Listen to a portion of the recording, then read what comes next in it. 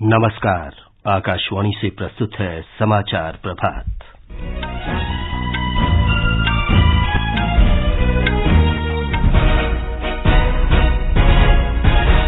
Japan ने G7 Hiroshima शिखर सम्मेलन में भारत को आमंत्रित किया। G20 सतत वित्त कार्य समूह की दूसरी बैठक आज से राजस्थान के उदयपुर में। कर्मचारी भविष्य निधि संगठन से इस वर्ष जनवरी में 14,86,000 नए अंशधारक जुटे। अमेरिका ने सैन फ्रांसिस्को में भारतीय वाणिज्य दूतावास पर हमले की निंदा की।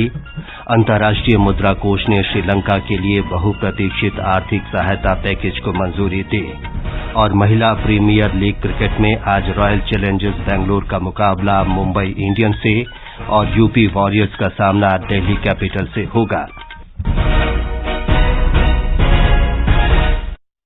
समाचार प्रभात के साथ मैं विमलेंदु पांडे।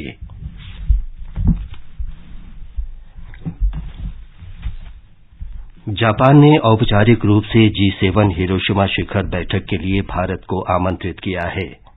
जापान के प्रधानमंत्री फूमियो किशिदा ने दिल्ली के हैदराबाद हाउस में प्रधानमंत्री नरेंद्र मोदी से मुलाकात की। दोनों नेताओं ने यहां द्विपक्षीय वार्ता की।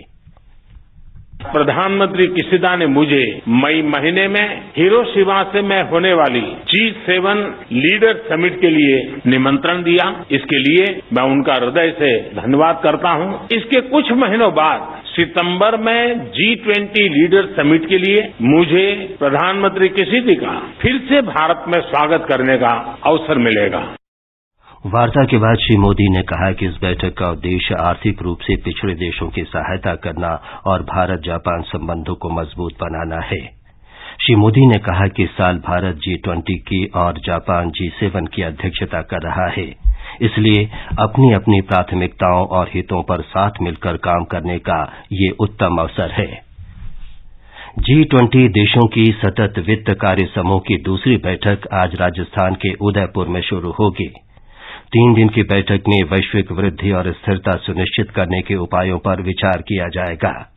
हमारे संवाददाता ने बताया है कि समूह की बैठक में पहली बार जलवायु परिवर्तन से संबंधित मुद्दों से आगे जाकर प्रकृति से संबंधित डेटा रिपोर्टिंग तथा उसके सामाजिक प्रभाव पर चर्चा होगी। सतत वित्त कार्य समूह की बैठक फतेह सागर झील के किनारे एक 5 सितारा होटल में शुरू हो रही है। लगभग सभी मेहमान उदयपुर पहुंच चुके हैं। इस बैठक में 90 से अधिक प्रतिनिधि 2023 के लिए कार्य योजना और प्राथमिकता वाले क्षेत्रों पर सहमति पर विचार विमर्श करने के लिए एक साथ मिल रहे हैं। इस वर्ष इस समूह की कुल 4 बैठकें होंगी। पहली बैठक 2 से 3 फरवरी को गुवाहाटी में हुई थी। तीसरी बैठक तमिलनाडु के महाबलीपुरम में और चौथी बैठक वाराणसी में होगी। G20 की पहली बैठक के सफल और भव्य आयोजन के बाद एक बार फिर उदयपुर को बैठक की मेजबानी का मौका मिला है। रामखिलारी मीणा, आकाशवाणी समाचार, उदयपुर। केंद्र सरकार ने कहा है कि स्नातक डिग्री धारकों की बेरोजगारी दर में गिरावट आई है। श्रम और रोजगार राज्य मंत्री रामेश्वर तेली ने कल लोकसभा में बताया कि नवीनतम श्रम सर्वेक्षण रिपोर्ट के अनुसार स्नातक व्यक्तियों के लिए अनुमानित बेरोजगारी दर वर्ष 2019-20 में 17% से अधिक थे। ये घटकर वर्ष 2021-22 में 14% रह गई है।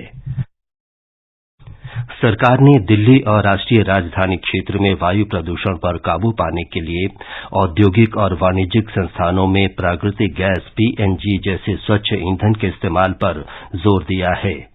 वन और जलवायु परिवर्तन राज्य मंत्री अश्विनी कुमार चौबे ने लोकसभा में ये जानकारी दी। उन्होंने कहा कि राष्ट्रीय राजधानी क्षेत्र में वर्तमान में कुल 7,000 से अधिक उद्योगों ने PNG के उपयोग का विकल्प चुना है। केंद्रीय शिक्षा मंत्री धर्मेंद्र प्रधान ने देश भर के शैक्षणिक संस्थानों में विद्यार्थियों से भेदभाव रोकने और उनके मानसिक स्वास्थ्य से संबंधित मुद्दों पर एक उच्च स्तरीय समीक्षा बैठक की। श्री प्रधान ने अधिकारियों से एक प्रभावी शिकायत निवारण व्यवस्था स्थापित करने को कहा।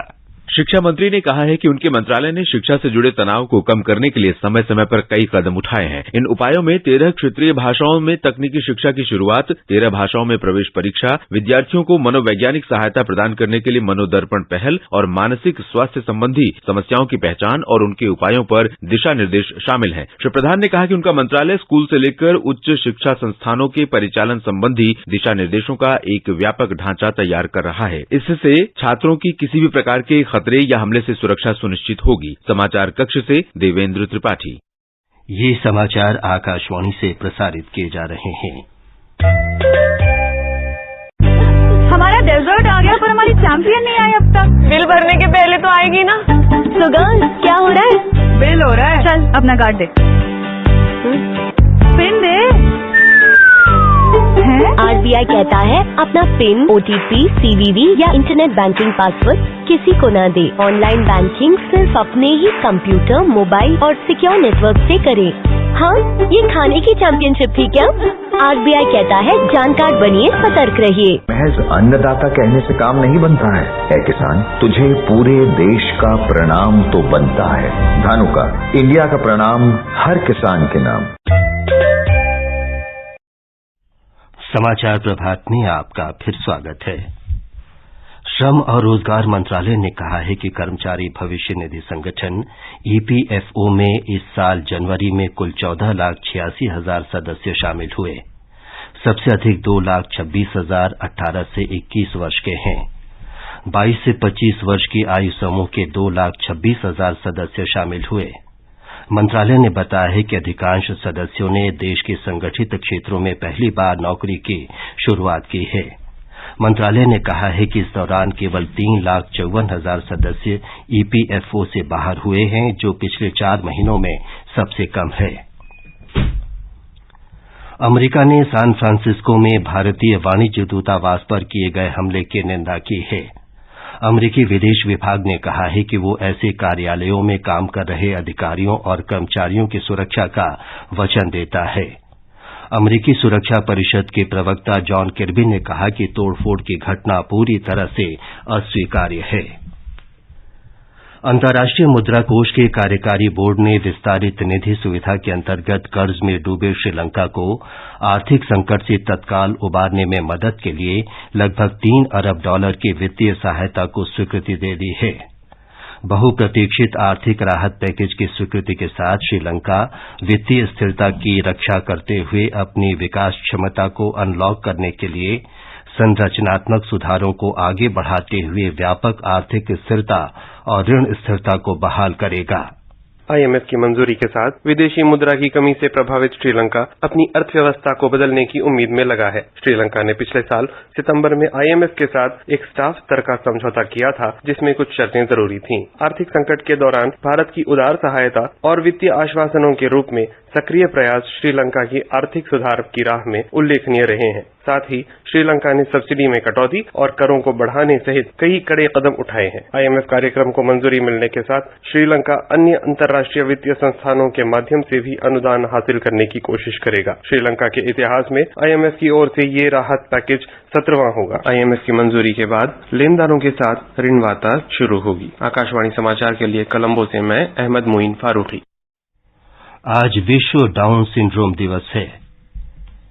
वर्ष 2012 से ये संयुक्त राष्ट्र द्वारा मनाया जा रहा है।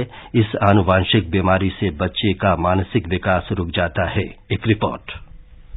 डाउन सिंड्रोम से ग्रसित बच्चों का जीवन आम नहीं होता है और उन्हें अपने जीवन में अनेक प्रकार की जटिलताओं का सामना करना पड़ सकता है। इसमें बच्चों का शारीरिक और मानसिक विकास प्रभावित होता है। ये दिन दुनिया भर में लोगों को इस रोग के प्रति जागरूक होने का संदेश देता है, ताकि लोग ज्यादा से ज्यादा इसके बारे में जानकारी रखें और इससे ग्रस्त बच्चों को सही और सटीक मदद मिल सके। समाचार कक्ष से फरहत नाज। इस अवसर पर नई दिल्ली में राष्ट्रीय आधुनिक कला संग्रहालय दिव्यांग बच्चों के लिए आज पेंटिंग और पॉटरी कार्यशाला का आयोजन कर रहा है। आकाशवाणी से विशेष बातचीत में राष्ट्रीय आधुनिक कला संग्रहालय के निदेशक टेमसुनारो त्रिपाठी ने कार्यशाला के उद्देश्यों के बारे में बताया।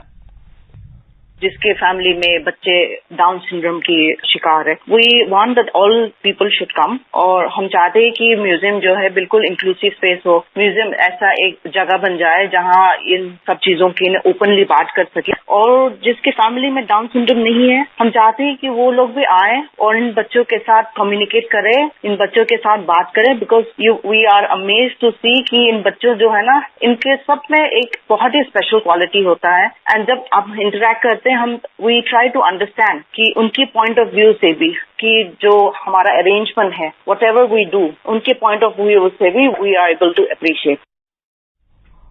असम के तुमुलपुर में एशियाई खो खो प्रतियोगिता के दूसरे दिन आज मेजबान भारत दोनों महिला और पुरुष श्रेणी में अपने खेल का प्रदर्शन करेगा। ग्रुप ए के मैच में भारत की महिला टीम मलेशिया के साथ खेलेगी और पुरुष टीम का ईरान से मुकाबला होगा। महिला प्रीमियर लीग क्रिकेट में आज नवी मुंबई में दोपहर बाद 3:30 बजे से रॉयल चैलेंजर्स बेंगलुरु का मुकाबला मुंबई इंडियंस से होगा। अब सुनिए आकाशवाणी के लोकप्रिय कार्यक्रम प्रधानमंत्री की मन की बात पर आधारित विशेष श्रृंखला। आज की कड़ी का विषय है भर्ती में पारदर्शिता। लोग, आवाज और सीधा संवाद, यानी हमारे, आपके, हम सबके मन की बात। जी हां, ऐसे ही करोड़ों लोगों से जुड़ते हैं हमारे प्रधानमंत्री आकाशवाणी पर हर महीने के आखिरी रविवार को मन की बात कार्यक्रम के साथ। 3 अक्टूबर 2014 को शुरू हुआ ये सिलसिला इस बार अप्रैल में अपनी 100वीं कड़ी के साथ जारी रहेगा। इस अवसर पर आकाशवाणी इस विशेष कार्यक्रम से प्रधानमंत्री के कुछ ऐसे चुनिंदा संबोधनों को प्रस्तुत करने जा रहा है जिन्होंने देश को नई राह दिखाई। नौकरियों में एक दौर में भाई भतीजावाद का आरोप लगता रहा है। इसके लिए विशेषकर छोटी नौकरियों में इंटरव्यू को जिम्मेदार माना गया। प्रधानमंत्री नरेंद्र मोदी ने इसी शिकायत को दूर करने के लिए समूह बी की गैर राजपत्रित, समूह सी और इस तरह की दूसरी नियुक्तियों में इंटरव्यू को खत्म करने की घोषणा की।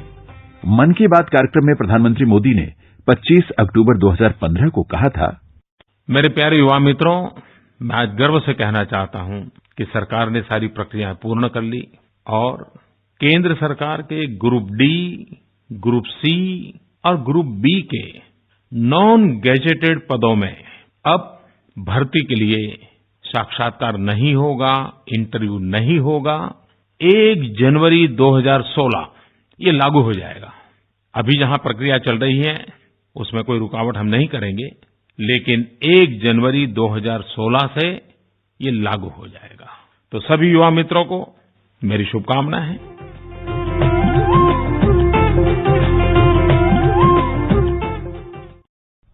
और अब समाचार पत्रों की सुर्खियों के साथ हैं कनकलता। धन्यवाद विमलेंदु। जापान के प्रधानमंत्री फूमियो किशिदा की भारत यात्रा को अखबारों ने प्रमुखता दी है। जनसत्ता ने प्रधानमंत्री नरेंद्र मोदी के बयान को सुर्खी दी है, भारत जापान में मजबूत साझेदारी अहम। जापान के प्रधानमंत्री किशिदा ने कहा, शांति और स्थिरता के लिए भारत अपरिहार्य। उधर मॉस्को यात्रा पर चीन के राष्ट्रपति शी जिनपिंग के पहुंचने की खबर कुछ अखबारों ने मुख्य पृष्ठ पर दी है। अमर उजाला लिखता है, यूक्रेन शांति योजना को लेकर पुतिन से मिले मॉस्को पहुंचे जिनपिंग, रूसी राष्ट्रपति की जमकर तारीफ की, यूक्रेन पर बोले कम। सैन फ्रांसिस्को में भारतीय वाणिज्य दूतावास पर खालिस्तानी समर्थकों के हमले की खबर अखबारों ने दी है। नवभारत टाइम्स की टिप्पणी है, ब्रिटेन के बाद अब अमेरिका में भी भारतीय दूतावास पर हमला, पुलिस को विदेशी फंडिंग और पाकिस्तानी खुफिया एजेंसी आईएसआई कनेक्शन का शक। अंत में मुख्य समाचार एक बार फिर। जापान ने G7 हिरोशिमा शिखर सम्मेलन में भारत को आमंत्रित किया। G20 सतत वित्त कार्य समूह की दूसरी बैठक आज से राजस्थान के उदयपुर में। कर्मचारी भविष्य निधि संगठन से इस वर्ष जनवरी में 14,86,000 नए अंशधारक जुड़े। अमेरिका ने सैन फ्रांसिस्को में भारतीय वाणिज्य दूतावास पर हमले की निंदा की है। अंतर्राष्ट्रीय मुद्रा कोष ने श्रीलंका के लिए बहुप्रतीक्षित आर्थिक सहायता पैकेज को मंजूरी दी और महिला प्रीमियर लीग क्रिकेट में आज रॉयल चैलेंजर्स बेंगलुरु का मुकाबला मुंबई इंडियंस से और यूपी वॉरियर्स का सामना दिल्ली कैपिटल से होगा। इसके साथ ही समाचार प्रभात का ये अंक समाप्त हुआ। नमस्कार।